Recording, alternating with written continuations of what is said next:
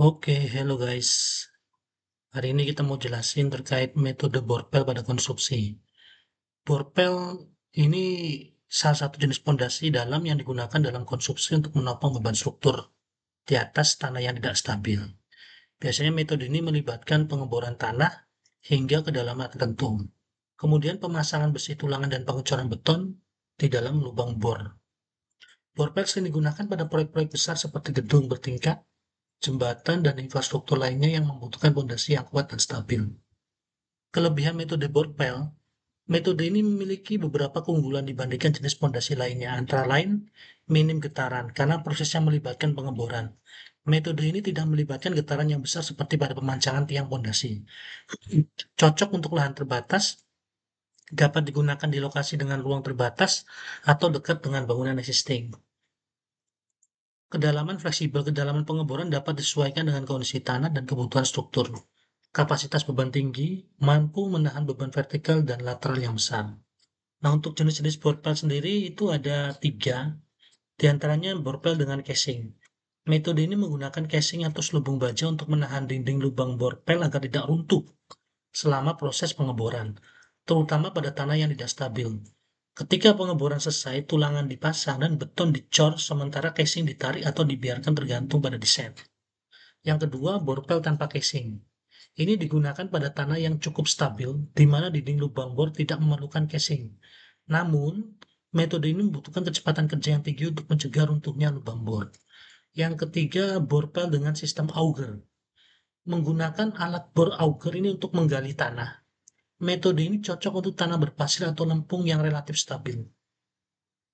Untuk tahapan pelaksanaan borpel sendiri, diantaranya yang pertama adalah persiapan dan pengecekan lokasi, di mana pembersihan area kerja dari penghalang seperti pohon atau bangunan sementara, pengecekan kondisi tanah melalui investigasi geoteknik, ataupun penentuan titik bor sesuai desain struktur. Setelahnya kita melakukan proses pengeboran. Pemasangan alat bor atau drilling rigs di atas titik yang telah ditentukan sesuai desain. Pengeboran dilakukan hingga mencapai kedalaman yang direncanakan. Jika diperlukan, casing dipasang untuk mencegah longsoran tanah. Yang ketiga, pemasangan besi tulangan. Setelah lubang bor siap, besi tulangan dipasang sesuai desain. Besi tulangan harus bebas dari karat dan dipastikan posisinya tepat di tengah lubang bor. Yang keempat, pengecoran beton. Beton dengan selam tinggi sekitar 15-20 cm dipompa ke dalam lubang bor menggunakan trempet untuk menghindari segregasi. Proses pengecoran harus kontinu untuk mencegah terbentuknya cold joint. Kelima, pengujian dan quality control. Dilakukan uji integritas seperti Pile Integrity Test atau PIT atau Cross Hole Sonic Logging CSL untuk memastikan tidak ada cacat pada borpel. Pengujian kapasitas dukung dengan static load test atau dynamic load test. Faktor yang mempengaruhi kualitas borpel, kondisi tanah.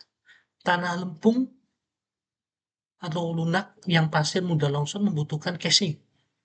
Kualitas beton. Beton harus mematuhi standar kekuatan 25-35 MPa. Kedalaman borpel harus mencapai lapisan tanah keras, hard stratum. Alat dan tenaga kerja harus mempunyai pengalaman untuk menghindari kesalahan teknis. Untuk permasalahan umum dan solusi borpel, biasanya longsoran lubang bor, solusinya adalah menggunakan casing atau slurry campuran betonit untuk menstabilkan tanah. Kegagalan pengecoran, jika terjadi gangguan lubang bor harus dibersihkan dan pengecoran diulang. Deviasi posisi bor, perlu pengawasan ketat menggunakan alat pemandu bor. Perbandingan dengan pondasi tiang panjang, borpel cocok untuk tanah yang tidak stabil, minim getaran tetapi biaya lebih mahal. Sedangkan tiang panjang lebih cepat dalam pelaksanaan tetapi menimbulkan getaran dan kebisikan. Untuk aplikasi borpel biasanya untuk gedung pencakar langit, jembatan, menara telekomunikasi, dan maga.